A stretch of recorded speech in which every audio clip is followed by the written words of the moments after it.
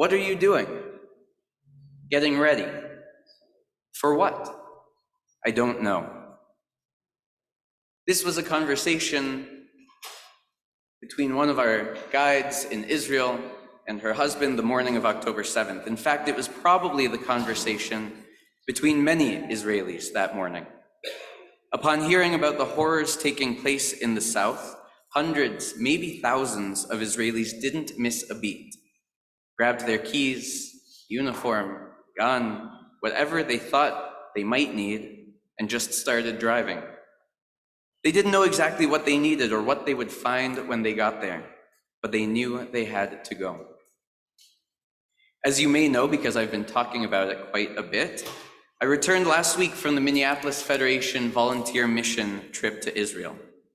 It was an amazing experience, challenging, exhausting, and so meaningful. I'm incredibly grateful to this community for making it possible for me to go, to Ilana, and to Jewish Federation, Minneapolis Federation, for putting the trip on. It was completely different being there as opposed to reading or watching the news, or God forbid, scrolling through social media. And I encourage all of you who have the time and the means to go, to visit Israel. Now is the time more than ever before. Since I returned, I've been stuck trying to figure out what to say. I knew I was on for the sermon this morning, but I was stuck figuring out how to share about my experience. At this point, dozens of trips have gone. Many of you have been there in the last few months. Some have even done exactly this, gone to Israel, come back and shared with the community about your experience. I think we've done a good job staying connected to Israel in this challenging, extremely challenging time, which is great, but I don't want to stand here and just repeat things that have been said already. And so it's been hard for me. Writing this sermon was hard, figuring out through what lens I could share an update that was true to my own experience and maybe a little bit different and not simply repetition for all of you. Being there on the ground in Israel showed me that this drive, this I don't know where I'm going or what's there, but I'm going, has continued and in fact exploded in the last 150 plus days. I want to share one particular story. We had the opportunity to meet a man named Dror. He's maybe my age. I'm bad at this game, but I think he's about my age. Dror's mom has a house in the south, maybe a couple kilometers from Gaza. It's right on the corner, a junction at a major road, inside the war zone. Dror and his brothers and their mom noticed that soldiers would come out of Gaza for a break for a couple hours and then go back. So they started making coffee and having water available for the soldiers, basically in their mom's backyard. Fast forward 4 months, 5 months, they've built what is basically a rest stop, which serves tens of thousands of soldiers every week. Lunch, water, juice, sweatshirts, undershirts, socks, whatever soldiers need they can get, and they can get it for free. The last update I heard was that they were making 3,000 meals a day for soldiers. 3,000 a day, up from a pot of coffee and a few bottles of water. This rest stop is known as Shuva Achim, Return Brothers, and has accomplished everything that it has accomplished because every person in the country, and in fact many people around the world, have dropped everything to help, to donate, to volunteer, to do what they can towards this incredibly important, desperate cause. On that note, our Parsha opened today with the phrase, Vayakhel Moshe et kol adat b'nei Israel. Moshe gathered the entire people of Israel, et kol adat b'nei Israel, in order to give them instructions on how to build the Mishkan, the sanctuary for God. As I spoke about a couple weeks ago, we learned from this that building holy space, building holy connection is a job for everyone, for each person, and for all people. Interestingly, to me, at least, hopefully to you, this parsha contains more uses of the word kol, all, than any other portion in the Torah. Kol adat b'nei Israel, all the community of Israel. V'chol chacham lev, all the wise and skilled among you. Kol nediv lev, all whose hearts are so moved into service. And it goes on. Something so important like building a sanctuary, creating holiness, is an everyone project. It can't be done with just some participation or occasional helping. The task of building the Mishkan brought God's presence to dwell among the people of Israel, a people who were newly free, wandering the desert, struggling to figure out their communal identity. I've never experienced Israelis as so grateful for American visitors as I did 2 weeks ago. Those of us who have spent time in Israel in the past understand this dynamic. We're familiar with it, that there's a feeling of we don't need you. But that's changed in a way I've never seen before. We were met with gratitude from every soldier, tour guide, restaurant server, person on the street who asked, "Why are you here? What are you doing here?" "Thank you for being here," they said. "Thank you for what you're doing." We need each other.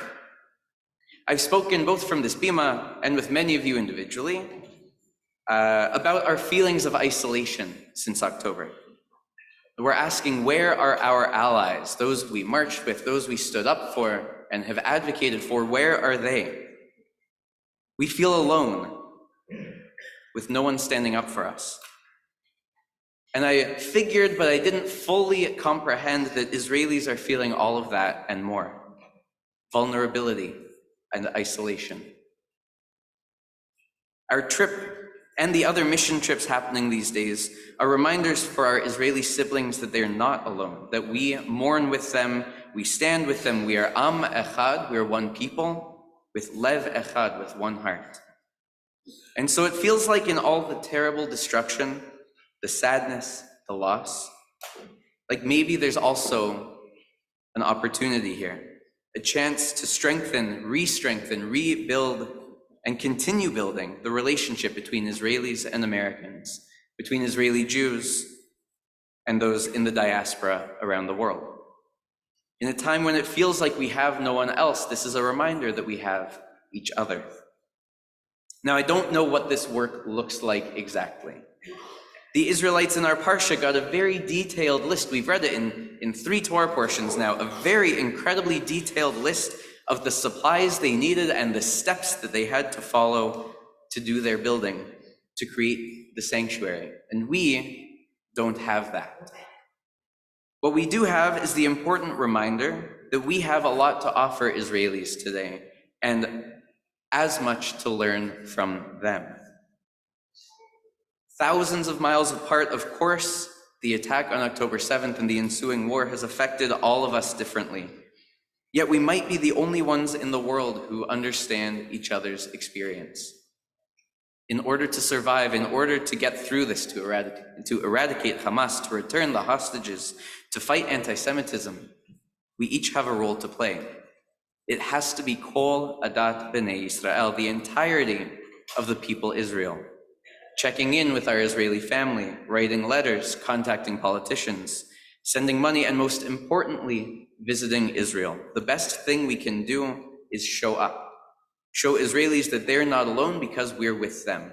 I will say it did a lot for me as well, the reminder that I and we are not alone either. I've spent a lot of time wondering what the next day will look like. There's this trope, I've seen it certainly on social media, maybe in real life too. We say that it still feels like October 7th today, and what will happen October 8th? What will it feel like October 8th? When the war ends, God willing, the hostages are home, what then? Will there be a push for judicial reform? Will we go back to the streets protesting? Will there be efforts towards establishing a Palestinian state? What will go back to the way it was, and what will be forever changed? Our Torah portion tells us that Bezalel was put in charge of building the Mishkan because he had chokhmah, bina, and da'at, wisdom, understanding, and knowledge.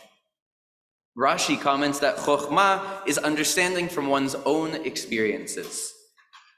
Bina is that which we've learned from other people, and da'at is divinely inspired, that which God has taught or given us. I don't know what the future for us and for Israel will hold, and that's scary.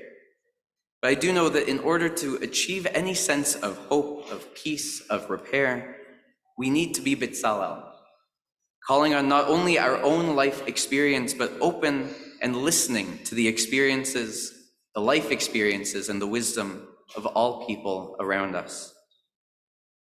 I'll be processing my experiences in Israel for a long time. And I appreciate when people ask, how was it? And I also appreciate the patience everyone has when I give different answers every time I'm asked, because it was unlike any trip to Israel I've ever taken. I left heartbroken. And I will say, there are people who out there in the world who don't believe what happened on October 7th, right? That Israel or Israelis are making it up, or it's some conspiracy, who knows? I am not one of those people. I've watched the videos, I've read the articles. I felt pretty confident that I knew what happened and what was going on. And yet I was heartbroken. It was one of the most difficult experiences I think I've had. Touring in the south at Nir Am, at Be'eri, in Sderot. And at the same time, I feel just a little bit energized, ready in a new way to do the work of Vayakhel, of gathering the people, organizing around this cause of unity, of thinking about how to connect and reconnect and keep connecting with our Israeli family. I don't know exactly what we're getting ready for, but I know the work has to be done. And so on this Shabbat Shkalim, on this Shabbat Vayakhel, may we harness the creative determination of our ancestors, knowing that holiness can only be found when every one of us contributes to the work. And let us learn from Dror and his brothers and all our Israeli siblings what it means to show up in a time of need. May we remember that we are not alone, and may we be the reason that they know that they are not either. Shabbat Shalom. We'll continue with Musaf, page 155.